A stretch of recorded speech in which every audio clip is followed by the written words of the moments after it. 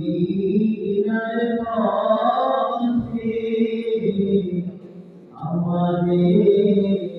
নিয়ে যাও সাথে রওজায়ে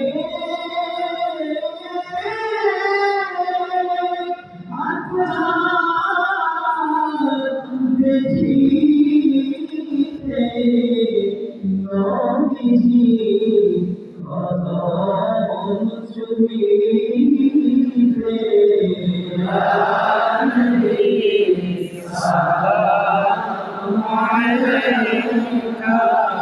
ইয়া রাসূল সালাম আলাইকা